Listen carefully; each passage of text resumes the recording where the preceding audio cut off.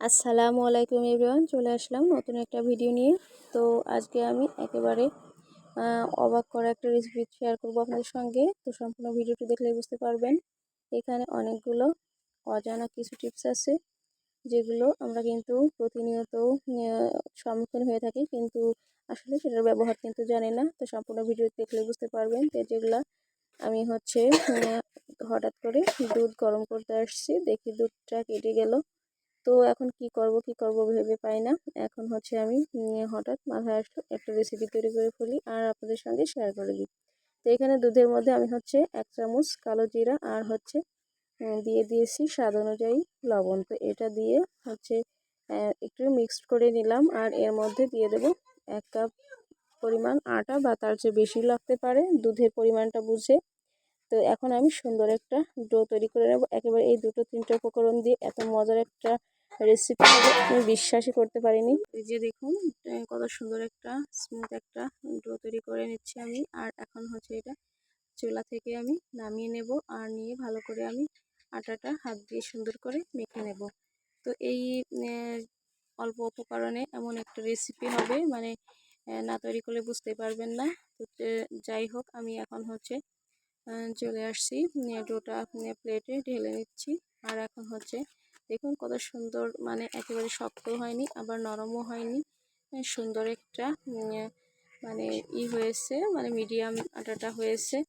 তো এখন আমি এটা ভালো করে, তো দেখুন আমি এখন ভালো করে আটাটা মেখে নেব। তো প্রিয় আপু ভাইয়ারা, যে যেখান থেকে ভিডিওটি দেখা শুরু করেছেন, হয়তো বা লাইক দেননি, প্লিজ একটা লাইক দিয়ে দিবেন আর সম্পূর্ণ ভিডিওটি জুড়েই সঙ্গে থাকবেন। তো এখানে আমি আরও কিছুটা আটা নিয়ে ভালো করে হাত দিয়ে মেখে নেব।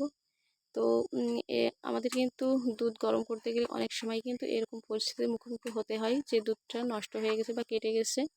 তো আমরা কিন্তু অনেক সময়, মানে যারা একটু মানে বুঝতে পারি যে এটা দিয়ে অনেক কিছু করা যায়, তারা করে নিই। আবার অনেকেই কিন্তু এটা আমরা ফেলে দিই।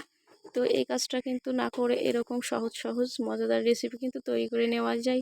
তো দেখুন আমি আমার হঠাৎ আইডিয়া থেকে আমি এই কাজটা করে নিলাম। আর আসলে কি বলবো, এতটা সুন্দর একটা মানে রেসিপি হবে আমি বুঝতেই পারিনি।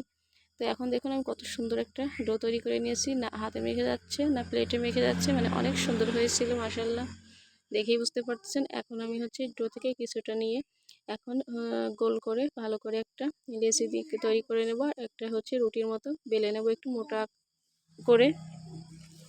তো আমি যে নাস্তাটা তৈরি করতেছি, এটা কিন্তু চা দিয়ে খাইতে পারবেন, আবার বাচ্চাদের জন্য বানিয়ে সপ্তাহখানেক ওটাতে রেখে দেওয়া যাবে। উপরটা হবে ক্রিস্পি আর ভিতরটা হবে সফট, অনেক মজার।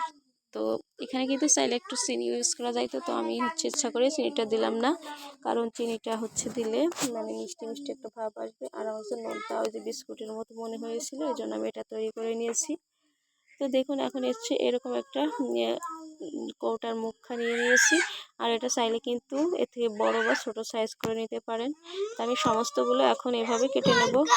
তো আমি দেখুন এভাবে প্রত্যেকটা তৈরি করে নিচ্ছি, একেবারে বিস্কিটের মতো সুন্দর একটা সাইজ হয়েছিল। তো এখন প্রত্যেকটা কেটে নিয়ে আমি এটার মধ্যে একটা কাঠি দিয়ে সুন্দর করে একটা মানে ছিদ্র মতো করে নেব।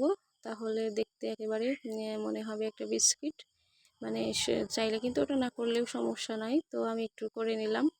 তো এখন দেখুন, এখন এগুলা ওই যে বললাম একটা যে বাকিটা আটা যে আছে, এটা দিয়ে আমি আরও কিছুটা রুটি তৈরি করে নিয়ে ওই সেম প্রসেসেই এগুলা বানিয়ে নেব। তো এখন একটা কাঠি দিয়ে সুন্দর করে মাঝখানে এরকম একটা ছিদ্র করে নিয়েছি। আর এখন ছিদ্রগুলো করে আমি সাইড করে রেখে দিয়ে বাকি পিঠাগুলো বা বিস্কিটগুলো যাই বলেন, আমি সমস্তগুলো একবারে তৈরি করে নেব। তো প্রিয় আপু ভাইয়ারা, আপনাদের মধ্যে যদি কেউ প্রথমবার আমার ভিডিও ওয়াচ করেন, তাহলে রিকোয়েস্ট করব অবশ্যই আমার এই ছোট্ট চ্যানেলটা সাবস্ক্রাইব করে বেল আইকনটি বাজিয়ে রাখবেন। আর প্রতিদিনের ভিডিওগুলো নোটিফিকেশন পেলে অবশ্যই ভিডিওগুলো ওয়াচ করে সঙ্গেই থাকবেন। তো দেখুন আমি কিন্তু সমস্ত পিঠা নাস্তাটা এভাবে তৈরি করে নিচ্ছি, কত সুন্দর করে, ভালো কিন্তু দেখা যাচ্ছিল মাশাআল্লাহ। তো যাই হোক, আমার এই ছোট্ট আইডিয়াটা আপনাদের কাছে কেমন লেগেছে পুরো ভিডিওটি দেখে তারপরে কমেন্টে জানাবেন। তো এখন এগুলো আমি সাইড করে রেখে দিচ্ছি। আর বাকি যে আটাটা আছে ওটা দিয়ে আমি সমস্ত মানে তৈরি করে নেব। এই যে এভাবে হালকা একটু মোটা রেখে রুটিগুলো বেলে নিচ্ছি। আর এই পর্যায়ে হচ্ছে রুটিটা দেখুন আমি বেলে আপনাদের সামনে আর একটু কেটে দেখাচ্ছি। তো সেম প্রসেসেই কিন্তু আমি কেটে নিচ্ছি। এই যে দেখুন, তো সুন্দর এই সহজ নাস্তাটা যদি আপনাদের ভালো লাগে তাহলে কিন্তু আপনারা এভাবে করে নিতে পারেন। তো এটা কিন্তু মানে একেবারেই অল্প উপকরণে তৈরি করে নিচ্ছি আমি। তো আমার সমস্ত ওইগুলো তৈরি করে নেওয়া হয়ে গেছে। আর এখন হচ্ছে আমি লোহার কড়াই দিয়ে দিয়েছি চুলায়। তো চুলাতে কড়াইটা দিয়ে আমি হচ্ছে এখন জাল করে তেলটা গরম করে নিয়ে এখন একে একে সমস্ত পিঠাগুলো হচ্ছে দিয়ে দিচ্ছি। দিয়ে আমি এখন হচ্ছে ভেজে নেব। তো একটু ব্রাউন কালার করে এগুলো সব ভেজে নেব। তো যেন অতিরিক্ত পুড়ে না যায়, তাহলে খেতে কিন্তু ভালো লাগবে না আর দেখতেও অতটা সুন্দর হবে না। তো যতটা পারেন একটু সাবধানে ভালো করে নেড়ে চেড়ে নিয়ে তারপরে হচ্ছে ভেজে নিতে হবে। এটাতে কিন্তু একেবারে অত তেলও লাগে না, অল্প তেল দিয়েও কিন্তু ভেজে নেওয়া যায়।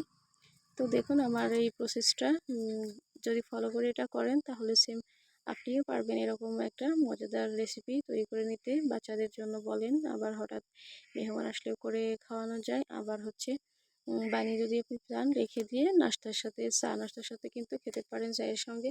তো যে দেখুন আমি ব্রাউন কালার করে হচ্ছে সমস্ত পিঠাগুলো ভেজে নিচ্ছি। তো এটা কিন্তু চিনি ছাড়া মানে খেতে অনেক ভালো লাগছিল। তো যদি চান চিনি অ্যাড করতে পারেন। তো চিনি যেহেতু আমাদের শরীরের জন্য ক্ষতিকর, তো একটু মাঝে মাঝে যদি কিছুতে কোনো রেসিপিতে না দিয়ে খাই তাহলে কিন্তু অসুবিধা হবে না, তাতে আমাদের জন্য ভালোই হবে।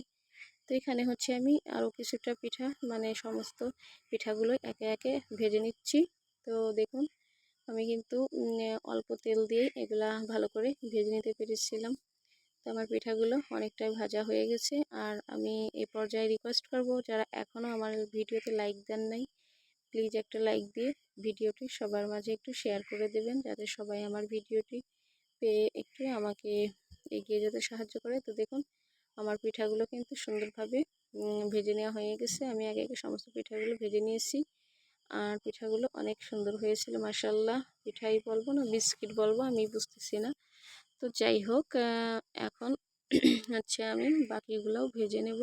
আর এই পর্যায়ে দেখুন আমার সমস্ত নাস্তাটা তৈরি হয়ে গেছে, কতটা সুন্দর দেখাচ্ছিল, একেবারে ক্রিস্পির উপরে যে পিঠাগুলোর কালারটা অসাধারণ হয়েছিল।